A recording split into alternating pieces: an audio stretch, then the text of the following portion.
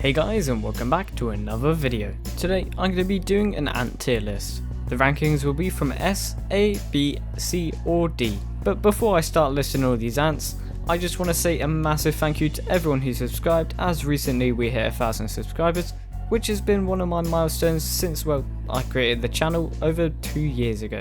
So thank you guys so much for subscribing. And I'll just get back to the video. First up, we have acorn ants. I have them and I absolutely love them, so I'm going to put them in A tier. Next up is Paul Rudd, also known as the guy who plays Ant-Man. I personally really like the Ant-Man movies and also when he goes in Civil War, so I'm going to give him an S tier. Ant Bully, not much to say, good movie but bad character, so down into D. Next up we have an ant mimic. These guys are spiders that basically just try and look as much like an ant as they can. They're pretty cool, but because they're not actually an ant, I'm going to have to put them into C tier.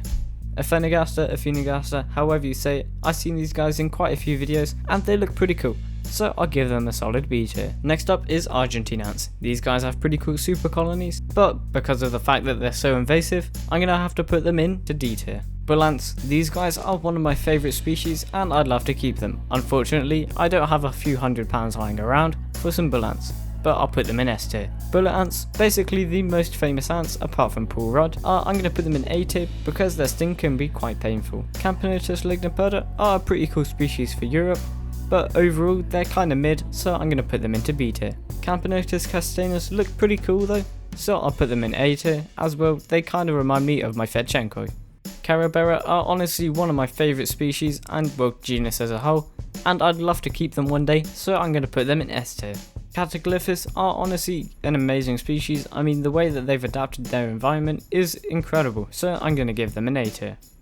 Cephalotes are such a cool genus, and honestly the trapdoor is really cool. I love the look of them, so I'll give them an A tier. Next up is Chromatogaster. These little acrobats are really cool to keep, but unfortunately they are quite good at escaping, so I'll have to put them in B tier. Desatan are such a cool looking species, they're basically just like tiny trapjaw ants, so I'm going to have to put them in S tier. Apart from being the world's biggest ants, Dinomomex don't really have much going for them, but I'll still give them an A tier for effort. Dracula ants are going to have to go into C tier because they're kind of evil. I love fighting the army ants in Empires of the Undergrowth, but again they are an enemy, so I'm going to have to put them into B tier. The emoji ant isn't even a real ant, but at least it tried, so I'll give it a C tier. Fire ants are pretty evil and very invasive, so I'm kind of split between C or D, but I'll give them a C tier. Flick is from the Ant Bully movie. And of course, if I put the Ant Bully himself into D tier, it's only acceptable if I put Flick in there too. So down to D tier you go. Formica are a very cool genus, and basically all of them have very interesting personalities.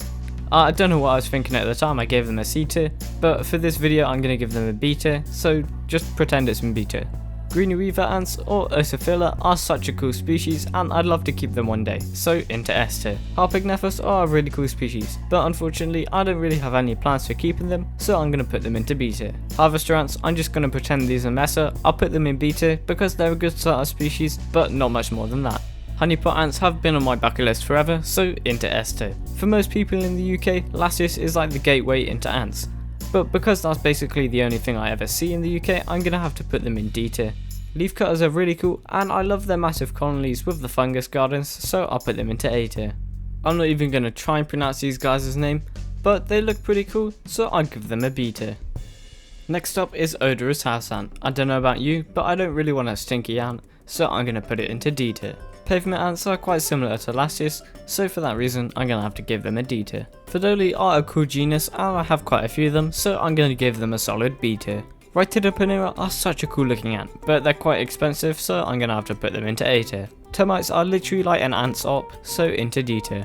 The ants them look pretty weird, and thief ants are kind of mean, so I'm going to put them both in D tier. Trapjaw ants literally been on my bucket list since I started ant keeping, so into the top of S tier they go.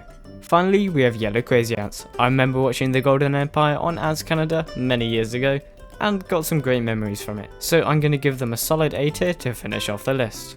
So tell me what you thought of my list in the comments below, whether you agree, disagree, and on what points you disagree or agree. Thanks for watching, don't forget to like and subscribe, and I'll see you in the next one. Later.